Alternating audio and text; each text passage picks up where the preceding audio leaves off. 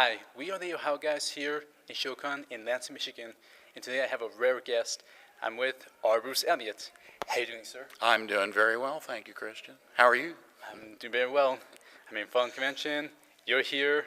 A bunch of other cast from Black Butlers here. Yeah, Can't ask for more. having a great time. Yeah, it's really cool. Yes. Okay, so we got a few questions to ask you. Yep. First of all, what's it like working in the voice acting industry? It's cool. It's wonderful. I really love being a voice actor. I've been an actor almost all my life. Certainly since high school and seriously since college. I've been a member of Actors Equity, the Stage Actors Union, for 36 years. So, acting has been my life for a long time, and I came to voice acting kind of late, about 12 years ago, and just by happenstance, my agent in Dallas sent me in an audition. It happened to be this place called Funimation that I'd heard of but really didn't know much about. And 12 years later, I'm still doing it, and it's still fun. It's a great job. It's not the best paying job in the world, but it's a cool job. It's really fun. Well, It doesn't pay bad. It just doesn't, none of us are buying villas in the Swiss Alps. well, as long as you're having fun, that's all that matters. Yeah, that's a big part of it. Okay. So, what's your favorite anime that you've worked on? Favorite anime that I've worked on? There are really quite a few. I've worked on a lot of different animes over the years. One of my favorites is still the first one that I worked on, which was Case Closed. That was my very first job in the anime world as Richard Moore, the bumbling idiot adult detective who was always being shown up by little Conan. I very much liked working on Samurai 7, not long after that, where I got to be for those who know, the American version of the great Japanese film, Seven Samurai, which is one of my favorite movies ever. The American version was The Magnificent Seven, and I was the Yul Brynner character. So in Samurai 7, yeah, I got to be the leader of the samurai. That was really cool, and it was a great show. And more recently, I really loved working on Space Dandy. I was the narrator on Space Dandy, which ran on TV not too long ago. And Attack on Titan was really cool. Sergeant Frog is still a favorite. I was the narrator on Sergeant Frog. Just trying to think off the top of my head. That's a pretty good start. I've worked on 150 different shows, so. Yeah, big resume. But yeah, since you touched base on it, what was it like working on Space Dandy? Space Dandy was a gas. We just finished doing our panel on Space Dandy with Ian Sinclair, who played Dandy, and Michael Tatum, who played Dr. Gel. I was the narrator on Space Dandy. It was really cool, especially because we were doing a new thing, which was, and your viewers may know this or maybe not, that each episode that we did aired, like the first episode, aired this in Japan, and the same day it aired in the United States. So that was very unusual, and now that's becoming more and more usual, that they're doing these little kind of what they're calling simuldubs now. But it was a fun show to work on, first of all. But with this very quick turnaround, you never knew what was coming next. Each episode of Space Dandy is very, very much its own thing. The characters carry through, but almost nothing else does. They were on different planets every time with different aliens and literally different artists who were designing the planets and the aliens and that kind of stuff for each episode. It was. I don't want to overuse the word cool, but it was cool. Cool. Very cool. Very cool. Okay, another anime you worked on. What was it like working on Black Butler? Black Butler was such a strange experience for me. It also was very fun. I played, the little sort of sub-butler Tanaka, who said almost nothing, but would have this funny little laugh that he did. you know, which was sort of like, ooh, ooh, ooh. And that's 95% of what Tanaka did, was just to go, ooh, ooh, ooh. And not even in every episode. He was one of the four servants, I guess, that were this kind of group under Sebastian as the head butler. And they all talked a lot. But little Tanaka was in the background, you know, just sort of, And every once in a while, he would sort of blow himself up to actual full size and say stuff in English, you know, actually speak. And there was one episode where he narrated practically the whole episode, and that was really cool to work on. But it was an odd experience. It was an odd experience, but really cool. And in fact, I've been watching the show more recently, more than I did when I worked on it.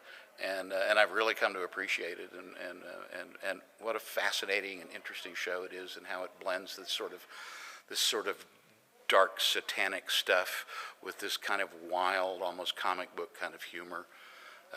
It's a neat show. Yeah. Yeah. All right. So if you could be any of your characters in the stuff you worked on, who would you be? And you could mix and match. That's a tough one. If I could be anybody, a character that I've played, who would I be? I don't know. Maybe one of the muscle guys, you know. Ginyu? Yeah, no, I don't think I'd want to be Captain Ginyu because he's such an idiot.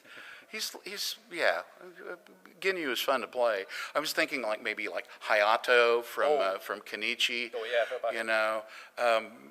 I've never been a bodybuilder, muscle builder. Might be interesting to live like that for a while. I don't know.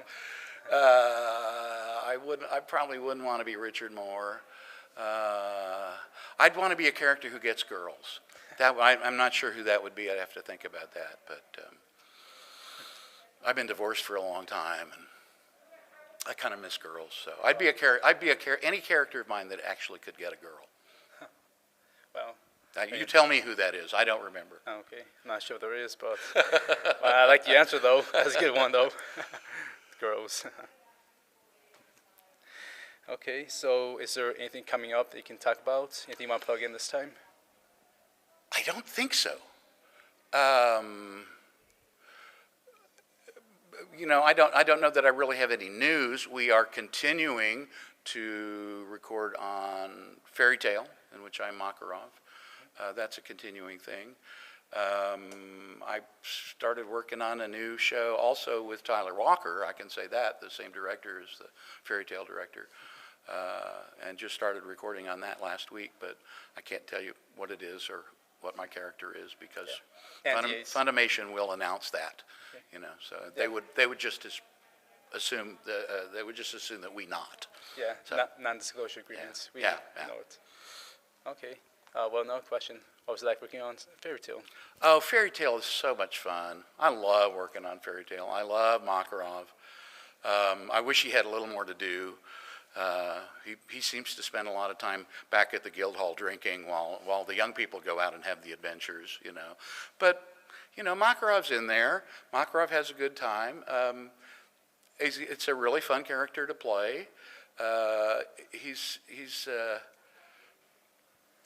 kind of this over-the-top, almost cartoonish kind of character in a lot of ways, but there are also times when he gets pretty serious and even almost kind of sentimental, and kind of melancholy, and that's a shade that you don't get, that I don't get into my anime characters very often, and really in a lot of anime shows you don't get that kind of shading of a character that Makarov has.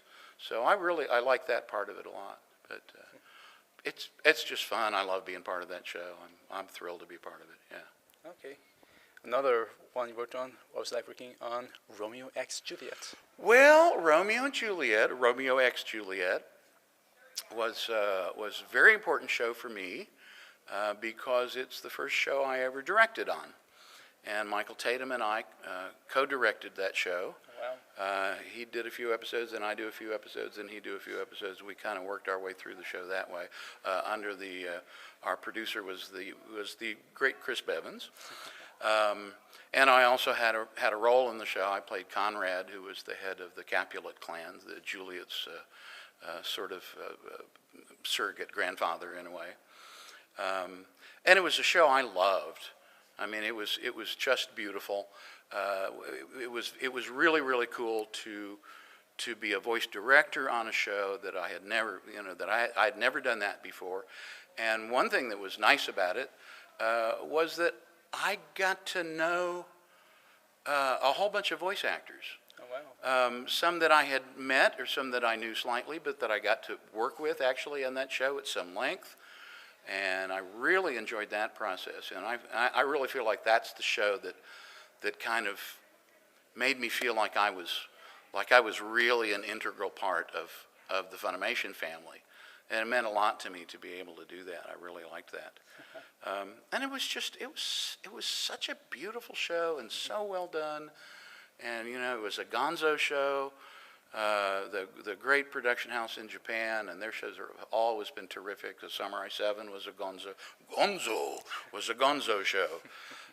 So yeah, that was a terrific experience. I'd love to do that. I'd love to do it again. Wow, such a good show. Yeah, yeah. Another good show I was working on, Shiguri, Death Frenzy. Shigurui, Death Frenzy, yeah, boy. Yeah, we talked a little about this yesterday. That was a really different kind of show. Very, very dark. Very, very bloody. But also in its own way, very, very beautifully cinematic. I remember thinking that when I was working on it. This is the most, Samurai 7 was based on the great movie Seven Samurai, but Shigurui had this look and feel of cinema to me, of a movie. It was so dark. There were times when we were recording on it, and I would just kind of go, "Oh, really? Is that what happens now? Okay, well, forging right ahead." I don't know what else to say about it. It doesn't seem to be a very well-known show. So I was really delighted that you asked me about that and that you knew that show, because I still think it's quite stunning. Mm-hmm. It's quite stunning, but it's also kind of hard to take in. Yes. Because it's so grisly. It's so, my character gets a sword put in his mouth and then pulled out, and so I have this sort of Joker kind of bloody smile for the rest of the series. It was so gruesome but beautiful, and I'm really glad I worked on it. Yeah, it's underrated, but it's a masterpiece. I think so too. An underrated show. Yeah. All right. Last question, and we ask this to all the voice actors. Do you have any Facebook, Twitter, social media for the fans to follow you? I have a lot of Facebook friends. Okay. And I generally accept 99.9% of the friend requests that I get. Especially if I look at that, if it's a name that I don't recognize, which is most of them, and I'll check them out. And if they obviously are anime fans, or particularly if we have a number, if they already have a lot of if we already have a lot of mutual friends who are in the anime game, like the anime voice actors. Yeah, I don't do Twitter. I really don't do anything else, but I am on Facebook. I'm R. Bruce Elliott on Facebook. I think I'm the only one. Yeah. All right. Well, thank you for your time. Thank you. Yeah. It was a pleasure. Yeah, it was a pleasure. And thank you, Ohio guys. The Ohio guys, Christian Ocampo, are responsible for my being at Shootokan here in Lansing, Michigan, and I'm very grateful. Thanks, man. Oh, thank you too for your time. Appreciate it. All right, so thank you for tuning in for another edition of the How Guys. I'm Christian, and he's Bruce, and we'll see you next time.